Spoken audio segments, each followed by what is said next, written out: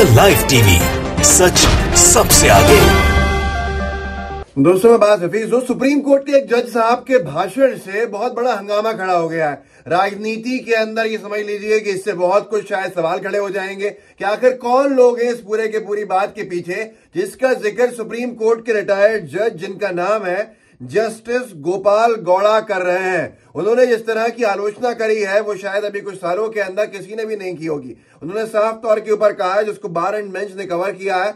दो बातें करी हैं। पहली बात यह है कि इलेक्शंस जो है फेयर नहीं हो रहे हैं और उसको लेकर जो सुप्रीम कोर्ट में कार्रवाई होनी चाहिए थी वो नहीं हुई है। और दूसरा, उन्होंने अयोध्या मामले में सुप्रीम कोर्ट को लेकर और सरकार के ऊपर जो पूरा का पूरा मामला है उस पर भी सवाल खड़े किए हैं। मैं आपको बताता हूं, ये मैं नहीं कह रहा हूं, जज जस्टिस गोपाल गौड़ा साहब का बयान है और उन्होंने ये बातें कही हैं। बार एंड बेंच ने लिखा है, supreme courts conduct not impressive.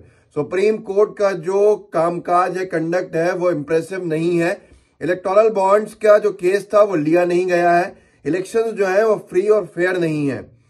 ये आरोप लगाया है फॉर्मर सुप्रीम कोर्ट जज जस्टिस गोपाल गौड़ा ने। और इसको लेकर अगर जितनी भी तरह की बातें मोदी सरकार को लेकर होंगी वो आप समझ सकते हैं, क्योंकि प्रेशर कौन बना सकता है, दबाव कौन बना सकता है और दबाव किसके कहने पर बन सकता है आज की तारीख में, ये हर एक व्यक्ति चर्चा करता है। लेकिन क्योंकि मामला सुप्रीम कोर्ट से है, जुड़ा हुआ होता है, तो हम लोग कोई भी टिप्पणी नहीं करते हैं। लेकिन अब सुप्रीम कोर्ट के ही एक जज ने, जो रिटायर्ड है, जस्टिस गोपाल गौड़ा साहब ने जो कुछ कहा है उसको लेकर जो सारी बातें होनी थी वो हो रही हैं। बार एंड बेंच के ऊपर जो नीचे लोग लिख रहे हैं, बहुत सारे लोग मोदी सरकार की आलोचना कर रहे हैं और मोदी सरकार से लोग कह रहे हैं कि आपने ये किस स्थिति में लाके खड़ा कर दिया आज जुडिशरी को या किसी भी सिस्टम के हिस्से को, कि आज हर किसी भी वर्ग जो सिस्टम का हिस्सा है उसकी आलोचना हो रही है।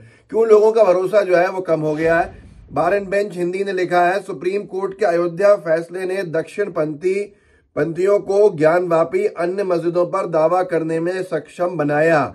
ये भी कहा है न्यायमूर्ति गोपाल गौड़ा ने। बार एंड बेंच ने इसके ऊपर लिखा है, पूरा लेख मैं आपको पढ़कर सुना देता हूं। साफ तौर के ऊपर इनका कहना है जस्टिस गोपाल गौड़ा का कि जिस तरह से इलेक्शंस के अंदर सबसे पहली चीज जो कही, जिस तरह से इलेक्शंस के लिए इलेक्टोरल बॉन्ड्स का केस लेना चाहिए था वो लिया नहीं गया और आज की तारीख के अंदर इसी वजह से इलेक्शंस जो है वो बिना पक्षपात के हो नहीं रहे, फ्री नहीं हो रहा है, फेयर नहीं हो रहा है, ईमानदारी से नहीं हो रहा है और उस सब का भुगतान पूरा देश कर रहा है। अब अयोध्या को लेकर जो उन्होंने बात कही है वो बहुत गंभीर है। मैं आपको बता देता हूं क्या लिखा है बार एंड बेंच ने। पहला पैराग्राफ पढ़ के सुनाऊंगा। सुप्रीम कोर्ट ने सेवानिवृत्त न्यायाधीश न्यायमूर्ति वी गोपाल गौड़ा ने शनिवार को अयोध्या विवाद में 2019 में सुप्रीम कोर्ट द्वारा दिए गए फैसले की आलोचना की, जिसके द्वारा शीर्ष अदालत ने विवादित स्थल जिस पर बाबरी मस्जिद खड़ी थी को हिंदू पक्षकारों को सौंप दिया था। न्यायमूर्ति गौड़ा ने कहा कि फैसले ने ज्ञानवापी मस्जिद सहित देश भर की अन्य मस्जिदों पर दावा करने के लिए सही प्रतिक्रियावादी तत्वों को सक्षम करने के लिए बाढ़ के दरवाजे खोल दिए हैं। उन्होंने कहा, अयोध्या के फैसले ने सही प्रतिक्रियावादी ताकतों को देश में ज्ञानवापी और अन्य मस्जिदों पर दावा किया है। ये भारत गणराज्य के लिए एक बड़ा खतरा है। उन्होंने साफ तौर के ऊपर कहा है कि जिस तरह से जो फैसला आया, जिस भी दबाव के अंदर आया, सुप्रीम कोर्ट की तरफ से जो फैसला दिया गया अयोध्या के मामले के अंदर, जो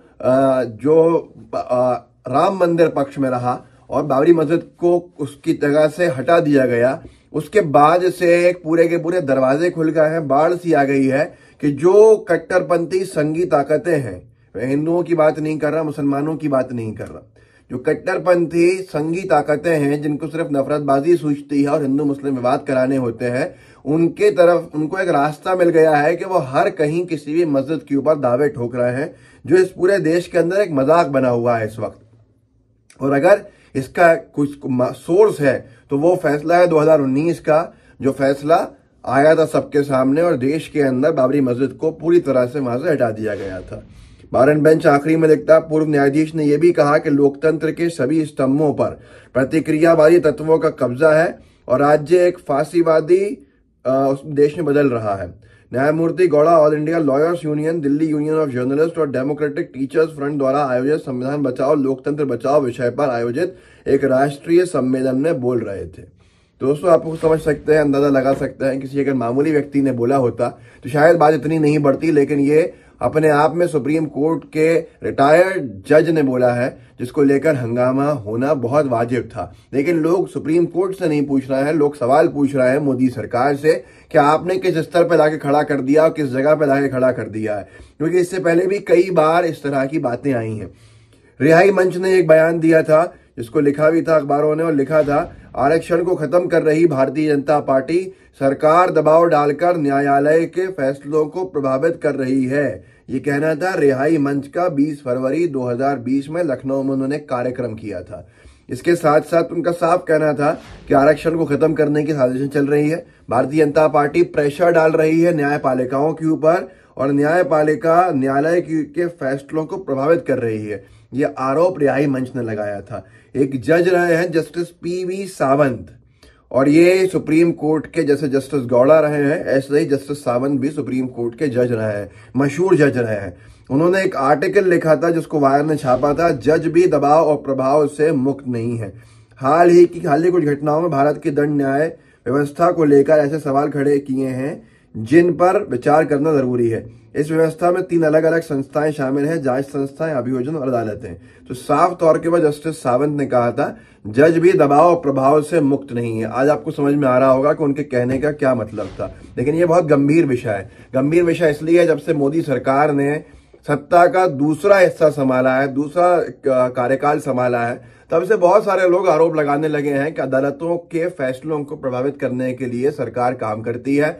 अदालतों को फैसले जिस तरह से देने होते हैं, सरकार उसमें एक बाधा बनती है। ये आरोप लोग लगाते हैं कि सुप्रीम कोर्ट हो, हाई कोर्ट हो, लोकल कोर्ट्स हो, बीजेपी की सरकारें जब से बनी हैं, ये निरंतर जुडिशरी में हस्तक्षेप करने का काम कर रही हैं और जुडिशरी को स्वतंत्रता के साथ काम नहीं करने दे रही हैं। और लोग ये भी कह रहे हैं कि जिस देश में भी जुडिशरी अगर स्वतंत्र नहीं रहती है, अभी तो हमारी जुडिशरी स्वतंत्र है, अगर नहीं रहती है या पक्षपात सरकार करवाने लगे जुडिशरी के माध्यम से, तो गंभीर समस्याएं उस देश के अंदर आ जाती हैं, क्योंकि जुडिशरी एक ऐसी चीज है जो देश को न्यूट्रल लेके आगे बढ़ती है। अगर जुडिशरी में हस्तक्षेप सरकार का होगा तो उसका नुकसान सीधे आम जनता को पहुंचेगा। और आज की तारीख में जस्टिस गौड़ा ने कहा है वो गंभीर सवाल है, और इन गंभीर सवालों के बाद शायद मोदी सरकार को यह सोचना चाहिए कि वो बहुत ज्यादा हस्तक्षेप करने पर उतारू हैं, उनको इतना हस्तक्षेप नहीं करना चाहिए। एक यूजर ने यह भी लिखा है कि पिछले कुछ सालों के अंदर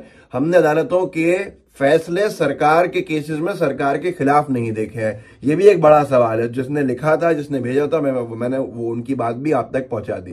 तो खैर, इस वीडियो को आगे बढ़ाइएगा, लोगों को जागरूक कीजिएगा, व्हाट्सएप ग्रुप्स होंगे उनमें जरूर शेयर कीजिएगा इस वीडियो के लिंक को, और अपने साथियों से भी कहिएगा कि आगे इस वीडियो को बढ़ाएं। लाइव टीवी को सब्सक्राइब कीजिएगा और बेल आइकन दबाइएगा। जय हिंद, जय भारत।